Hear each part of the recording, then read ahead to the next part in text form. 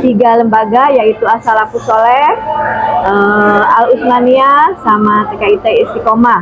Nah, Ibu semuanya jadi harus membuat jadwal PMO, karena PMO sudah diserahkan kepada kita, dan insya Allah saya akan selalu mendampingi dalam kegiatan PMO. Kita langsung ke PMO ya. Yang pertama itu bagi kita membuat refleksi berbasis peserta didik. Kemudian yang kedua, sekolah menemukan akar masalah.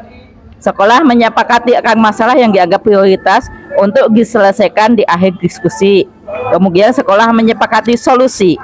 Jadi kita nyari masalah sendiri, kemudian prioritasnya yang mana, kemudian cari solusi sendiri. Yang keempat, sekolah melakukan implementasi ya. Jadi itu gambaran dari PMO. Selanjutnya PMO itu ada 3 level ya, pra PMO, kemudian PMO level sekolah, dan pasca PMO. Yang pertama pra PMO yaitu refleksi pembelajaran berbasis peserta didik. Kemudian level sekolah, sekolah menemukan akar masalah dan menyepakati solusi. Kemudian pasca PMO, sekolah melakukan implementasi dari apa yang sudah disetujui ya. PMO itu difasilitasi oleh kepala sekolah masing-masing. Jadi yang punya tugas sekarang adalah kepala sekolah ya. Tugas PMO ya, kepala sekolah di pra PMO menyepakati jadwal ya, seperti sekarang kita lagi buang jadwal. Kemudian melakukan refleksi pembelajaran berbasis peserta didik ya. Bagi harus punya refleksi pembelajaran bersama pengawas sekolah dan guru. Kemudian pengawas melakukan refleksi pembelajaran berbasis peserta didik bersama kepala sekolah. Fasilitator mengingatkan agar kepala sekolah melakukan PMO. Kemudian saat PMO, kepala sekolah memfasilitasi untuk mencari akar masalah dan menyepakati solusi. Kemudian pengawas ikut berdiskusi untuk mencari masalah dan menyepakati solusi. Kemudian di pasca PMO, kepala sekolah melakukan implementasi dari solusi yang sudah disepakati, kemudian melakukan refleksi dari hasil PMO level sekolah di bulan sebelumnya bersama pengawas. Kemudian pengawas sekolah melakukan refleksi dari hasil PMO di bulan sebelumnya bersama guru kepala sekolah. Kemudian fasilitator memfasilitasi refleksi pasca pelaksanaan PMO level sekolah di dalam Lokakarya. Jadi setelah kita PMO, kemudian dibahasnya di Lokakarya. Ya, dengan fasilitator. Dengan fasilitator. Saya kira kita harus mengadakan Lokakarya saat bukan yang Lokakarya yang luring yang bersama kayak kemarin itu. Topiknya yang pertama, manajemen dan pengembangan sekolah. Subtopik, penyusunan KOSP, dokumen program sekolah, dokumen anggaran, dokumen kemitraan, dokumen P5. Kemudian strateginya, strategi kebijakan dan program pengayaan siswa.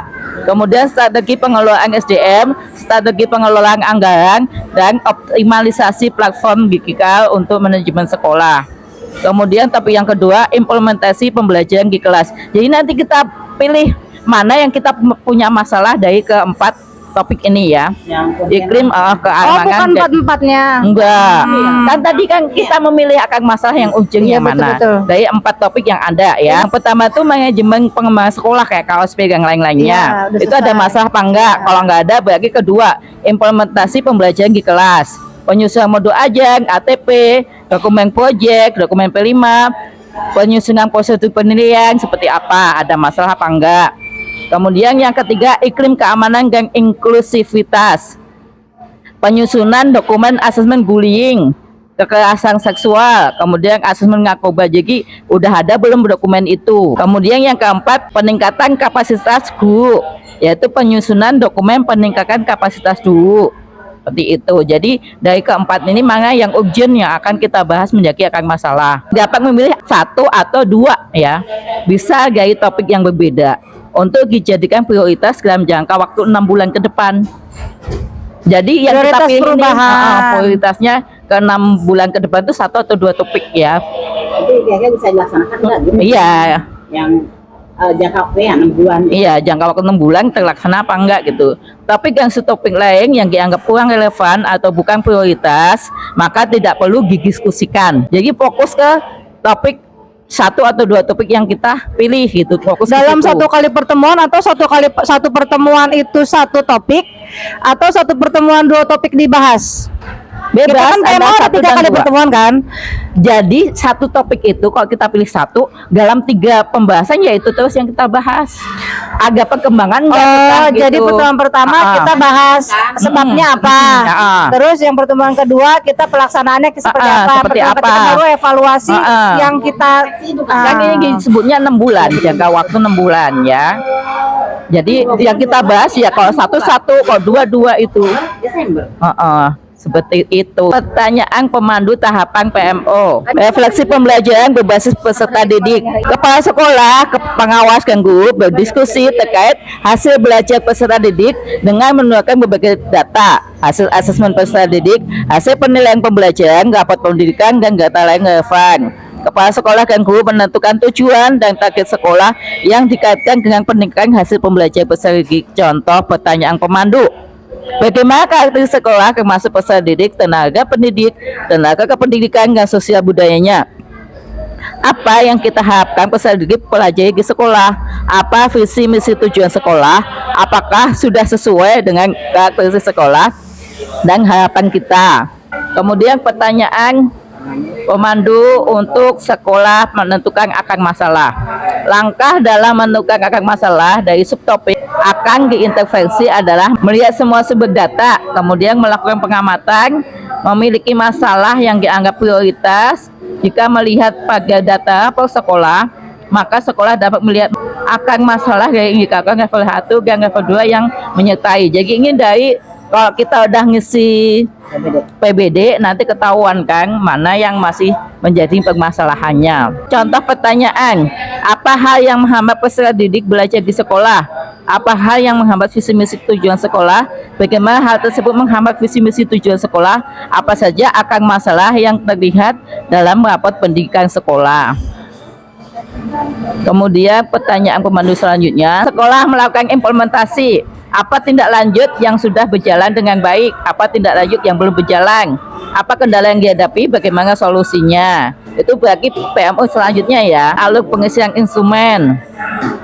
Berikut ini adalah alur pengisian di PMO sekolah. Bulan Agustus mengisi bagian informasi data. Ya berarti ya. Tahap awal, tahap lanjutan, tindak lanjut. Mengunggah rekaman kegiatan untuk FSP.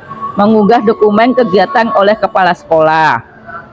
Kemudian bagi dokumentasinya itu foto sama itu agenda bukan jadwal yang udah kita PDF kan, maksudnya dia bukan karena kan nih link, saya kan buka link ya. Laporan pelaksanaan pertama lengkapi laporan kan, diketik, diklik itu isinya hanya tanggal, lalu jumlah peserta. Jumlah peserta berarti kan kita saya berarti bertujuh guru bersama Bu Tati kan, berdelapan berarti kan, sesuai dengan absen. Lalu hasil refleksi pembelajaran dan karakter berbasis peserta didik ini ada di laporan pertama. Berarti permasalahan yang kita refleksi kita bahas di situ. Lalu lampirannya tambah berkas ini hanya 2. Pertama judul berkas, kedua dia cuma berkas file. Jadi bentuknya apa, PDF apa? Enggak ada. Enggak, Dia hanya berkas. enggak, maksudnya dia mintanya bentuknya apa?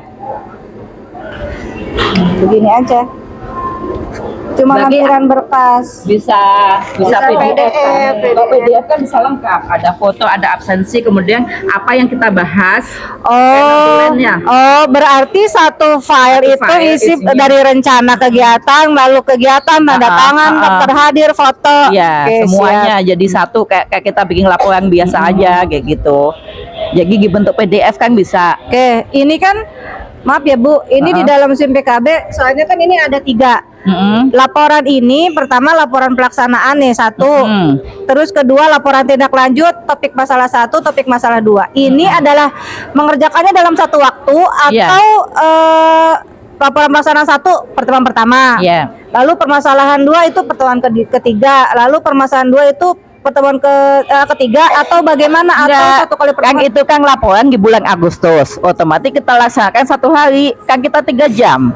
Dari 3 jam itu kita misalnya Kayak tadi kan kita boleh memilih 1 atau 2. Iya betul. Kalau kita pilih 1, berarti isinya 1 aja. Soalnya ini Kalau pilih bacanya 2, berarti laporan isi tindak 2. lanjut. Laporan tindak lanjut Kan itu dari berarti permasalahan kan? saat itu, saat itu. pertemuan pertama. Iya. Jadi namanya rencana tindak lanjut.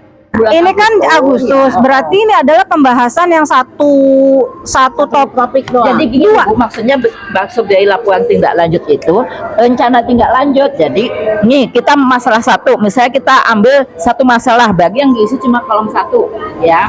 Masalahnya apa, kemudian solusinya apa, rencana tindak lanjutnya apa, diketik semua kayak gitu. Ya nggak, coba dibuka. Isinya apa? Enggak, cuma gini aja. Topik masalahnya apa, Ya subtopiknya kan? apa, Rencana isu tindak lanjutnya apa? udah penanggung jawab. Rencananya apa? Iya. Udah coba Jadi gini itu aja. rencana tindak lanjut maksudnya. Berarti deskripsi ya. Dikeskripsikan aja. Kan file-file cukup tadi yang pertama. Yang file. Ini Jadi adalah pertemuan di bulan Agustus, pertemuan pertama. Ya. Pertemuan Agustus itu pra atau memang sudah kegiatan? Ya Kan tadi udah. ada pra, ada kegiatan, ada refleksi kan? 3 Iya. kali pertemuan. Kita selama 3 jam semuanya. Agustus itu ada itu kan kita kalau menyepakati jadwal emang hari sebelumnya. Ya. Tapi refleksi kan di hari itu juga. Iya betul. Itu ada harus dibahas bersama dengan penilik. Habis refleksi langsung kan kita menentukan akar masalah. Habis itu kemudian solusinya apa, langsung tindak lanjut. Saat itu juga. Nah, pas pertemuan bulan Kedua, selanjutnya dari hasil tindak lanjut yang kita rencanakan sudah dilaksanakan hasilnya atau seperti belum? Kita udah dilaksanakan hasilnya seperti apa, kemudian tindak lanjut selanjutnya apa biar lebih bagus. Terus yang terakhir bawa evaluasi. Berarti penentuan si 2 topik adalah di pertemuan pertama. Iya, mau 1 itu atau 2. Itu 2. 1 atau 2. Oh, berarti itu adalah si poin itu yang akan dibahas sampai Desember nanti. Cukup itu yang kita bahas. Yang ujung doang. Yang belum. Ngapain lah istilahnya di bagian itu yang perlu dibahas selama pengembangan. Untuk peserta didik ya. Iya, untuk Yang paling ujung pas tadi. Ini kan poinnya banyak tuh. Tadi ada Ada tadi poinnya. yang pembulian, terus apa gitu. Jadi Pokoknya yang topik ini istilahnya pilih gini, salah satu topik. kalau kasarnya saya gini ya, bukan ini ya, maksudnya kalau SP sudah selesai lah misalkan Ya, gitu ya. masa sih Terus kalau cuma modul 1. ajar sudah selesai Udah lah. lah, Masa gitu. mau kita bahas sampai 6 bulan ke Ya, depan gitu ya. Terus peserta didik untuk asesmen diagnosis kita sudah mulai, lalu Ya. formatif sudah selesai gitu ya, sedang berjalan. Mungkin apakah kita pembahasan terkait dengan SOP yang belum kita Ya. bahas, misal tadi pembulian kita belum ada. Lalu apa tadi asusila, tindakan Kekerasan asusila, seksual. kekerasan seksual yang kayak gitu-gitu, sepertinya itu yang belum Iya, kita bahas. yang belum kita bahas Mungkin di situ. apakah iklim itu, apakah itu yang akan kita bahas selanjutnya, atau kita balik lagi nih kalau SP aja deh yang lebih mudah misalkan gitu ya, atau kita mau ke kan sekarang beda lagi ya, misalnya kan perubahan apa kita bahas. ya gitu. Itu kan berarti yang harus dibahas bersama guru kan, bukan hanya kita dengan ya gitu. Itu kan biasanya itu dominan kita. Kalau itu apa lebih baik kan Enggak, mungkin nanti bersama guru-guru mereka membahas terkait prestasi didik kali ya. Nah itu mungkin yang paling maksudnya urgennya tuh bagian Tapi mana? kalau menurut saya seperti yang Gumi yang bilang, kita tuh urgennya emang di itu Iklim-iklim SOP. ya, SOP, itu yang pembiasaan. Belum ada Boleh kan nggak? SOP-nya. Boleh. Boleh. Kan justru ini topiknya ada 4. Kita boleh. Untuk supaya guru itu mengenali bagaimana menghadapi anak yang trauma dengan kejadian-kejadian Bullying yang ya, terutama bullying ya. atau pelecehan seksual itu yang seperti Ya, apa gitu. Jadi dan bagaimana solusinya supaya di sekolah itu tidak terjadi dan anak itu bisa membela diri untuk menjaga dirinya dari hal gitu. Berarti sampai Desember kita bahas itu terus. Iya. Dan itu sampai berbentuk buku misalkan gitu ya. Bisa. Atau sampai kita sampai benar-benar bu guru bikin cerita tentang kita bikin peraturan apa hasil output setelah kegiatan. Oh ya. peraturan atau sendiri atau gitu. Yang dibahas itu ini hasilnya setelah kita 2 pekan ke depan membahas ini, jadi ada solusinya di situ, ada hasilnya yang bisa diterapkan sebagai SOP di sekolah Al Utsmaniyah misalnya seperti itu. Belum ada kan SOP-nya? Ya belum kan. Iya. Belum sampai baru sampai bencana alam terakhir ya. Iya. Iya betul. Berarti kita sampai memunculkan SOP itu ya. iya betul. Jadi ada produknya gitu loh. ada Iya, hasilnya. ada bahwa itu disusun oleh kita bersama, bukan saya yang cuma ngunduh. Iya, dan udah dari laman. Dan itu pun tidak diketahui oleh guru-guru. Iya. Sebelum kita bahas ke ruang saat PMO, berarti pas kegiatan PMO itu kita menginformasikan, Bu, sepertinya sekolah kita bahasnya ini, itu diinformasikan sebelumnya melalui WA PMO. ke penilik atau nanti dibahas pas beliau datang. Kan PMO itu mah kegiatan PMO. Jadi sebelumnya. Jadi kita sudah refleksi dulu di sekolah kita, udah lalu kita menentukan, informasikan langsung, Bu, kita jadwal PMO tanggal sekian, bahas kita tentang mau bahas ini, Oh, kayak oke, gitu. Jadwal PMO-nya mau kayak gimana? Untuk pelaksanaan PMO, saya sudah jadwalkan mungkin untuk TKS Istiqomah tanggal 26 Agustus dari jam 8 sampai jam 11 karena 3 JP ya. Terus Ibu berarti jam 8 sampai jam 11. Bu Tati roadshow ya. Jam 1 sampai jam 4 di sekolah saya. Bu Guru siap hari Sabtu. Kita mamingan. Sabtu pekan depan jam 1 sampai jam 4. Saya hari Minggunya ya Bu, tadi mohon maaf ya. Jadi hari Minggunya Full Bu ya, minggu depan. Minggu depan full. Jadi kita sudah bikin jadwal ya untuk PMO tanggal 26 di TK Istiqomah dan TK Al Utsmaniyah, kemudian tanggal 27 di TK Asrafus Sholih. Untuk jamnya di Istiqomah jam 8 sampai jam 11, di Al Utsmaniyah jam 1 sampai jam 4 siang, kemudian di Asrafus Sholih jam 8 sampai jam 11 di hari Minggunya. Mungkin cukup ya kita pertemuan kali ini untuk pembahasan ganja pengimbasan gang PMO. Gimana Ibu? Sepertinya sudah cukup ya. Bagaimana Bu Semaya? Masih nyangkut ya Bu. Mungkin nanti kita Masih bahas nyangkut selanjutnya ya. mungkin ya. Mungkin ada pembahasan selanjutnya bersama Bu Penilik. Bu Penilik jangan bosan kalau dijapri sama saya ya Bu.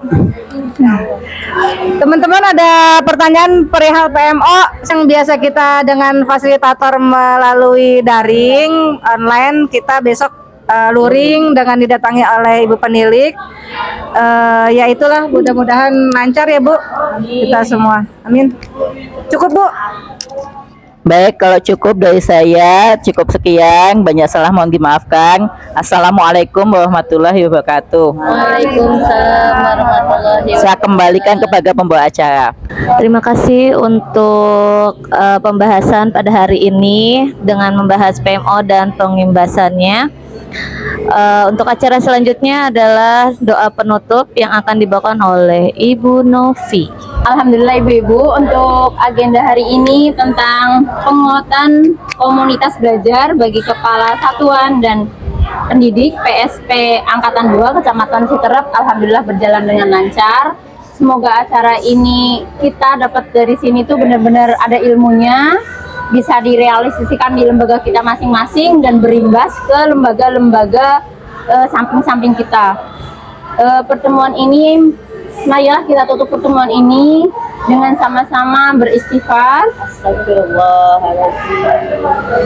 Dan mari kita tutup acara ini dengan membaca doa kafaratul majlis secara bersama.